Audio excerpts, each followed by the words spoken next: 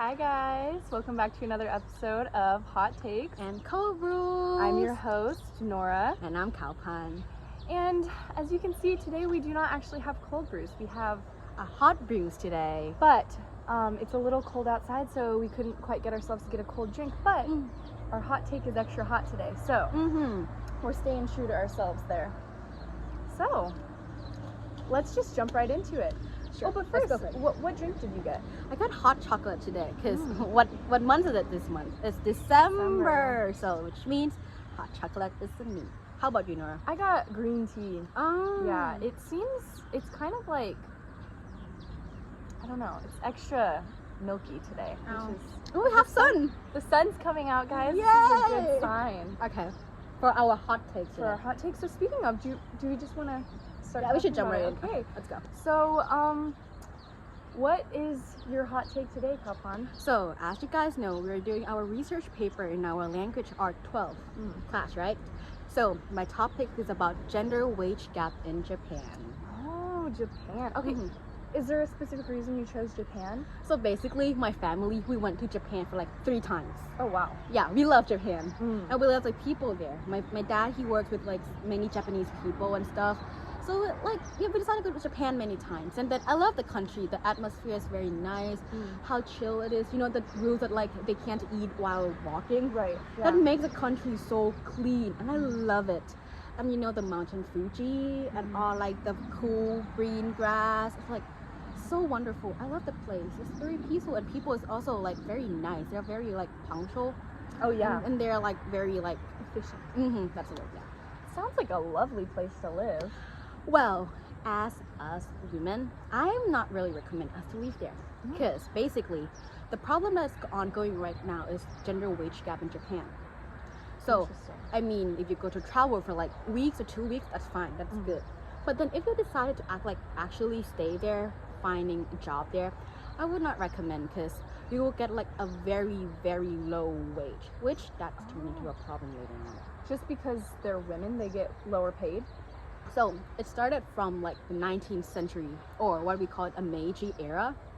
So basically, it's like an era where like, it's kind of like a stereotype where men are the gender that will go out and do some work, while women is the one who stay at home, do some like housework and like taking care of kids, which is kind of like a stereotype that continue into this age, and it's also turned into like a society norm too. So everyone tend to like follow that practice, and like no one kind of break it because it's in the culture already. So this isn't like a new thing. This has been continuous for a very long time. It's been so long about this, and like no one knows how to fix it. Like there's many ways to fix, but it's like because it's a culture thing, so then it is very, very hard to like actually erase everything from the past and start new, because you know Japan is like a very quiet country.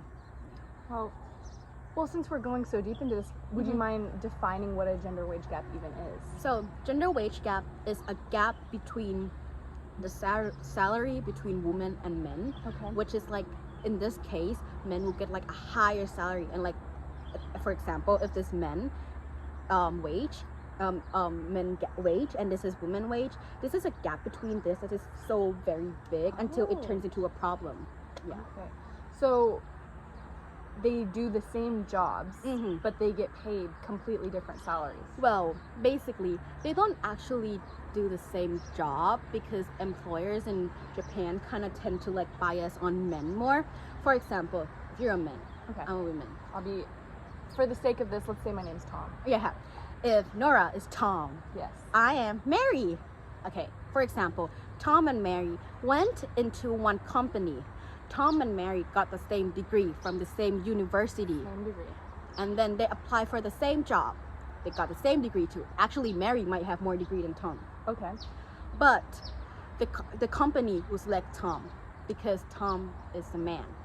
And the thing is that Tom doesn't have a thing that is called motherhood penalty too. Wait, hold up. What is a motherhood penalty? There's a penalty for being a mom? Yeah. So basically, as people define the word motherhood penalty is like a phenomenon by which women's pay decrease once they become a mother. So And you know what's so funny about this? When like I was doing my research and I saw like everyone was saying that all the women in Japan were saying that, yeah, one expectation that like their family kind of have for like Japanese women is for them to have a family and have a kids. But then when you have a kids, you will get something that is called motherhood penalty. Look how contrast it is. Yeah, it doesn't. It just go along. Yeah. So is this potentially a reason why Japan's facing like a population decline rapidly? Maybe women aren't as encouraged, like they don't have the same reason why they'd want to become moms. Yeah, this is also a problem too, and like I think that's also the reason that like the birth rate is like also declining. But then when the birth rate is declining, which means there will be more aging people, Right. and that's also a problem. The family expectation is that for women to quit the job and go home and take care of their family. So there's not like a elderly. maternity leave or anything? They're No. just expected to quit? Nothing. If you decided to do maternity leave, which it means that you gotta quit a job.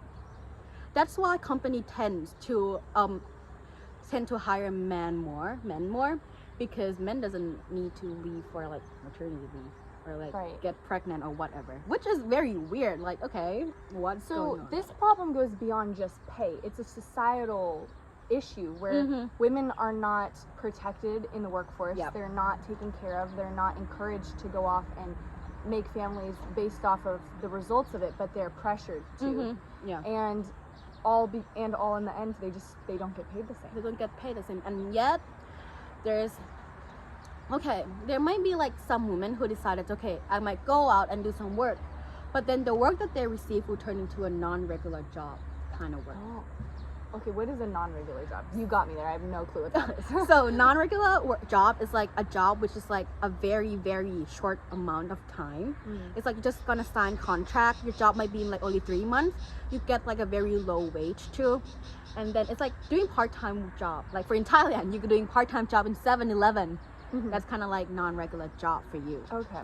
Which that's like a job that women tend to get. But then if women were to go into like a big company, the work they will receive is like social, about like society, or like being a teacher instead, because that's like a gender norm that Japan people tend to think woman is suited for.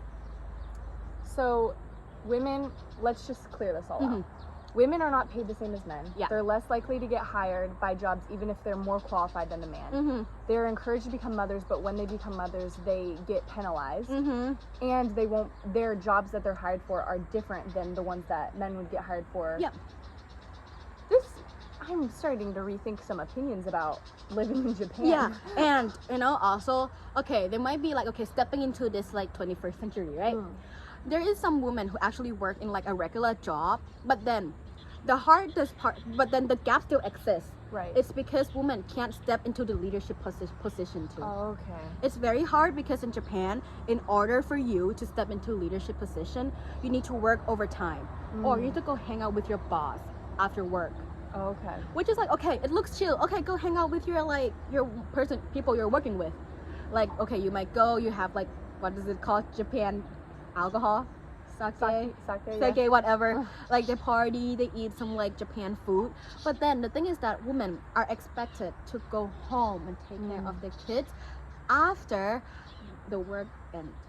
I did see this thing that said people are not expected to, like, you cannot leave work in Japan until your boss leaves before you. So I could see how that would be problematic as a person, as a mother, if you can't leave work but your kid's been out of preschool for 2 or 3 hours and your kid is home alone. And but that's your a problem boss is before working. that. Before the 21st century, the daycares, like, there's like a very few daycares in Japan. So they're just like very pressuring women to quit the job and become a full-time mom. If women aren't bosses and stuff, then the men are going to be leading girls. It's very skewed. Yeah, I know. I don't see how there's representation in that at all.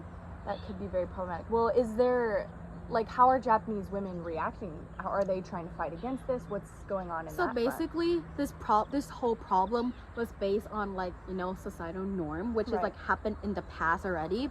So they can't do anything about it because it's something from the past. As I said, you can't erase something from the past and decide like to write a new thing.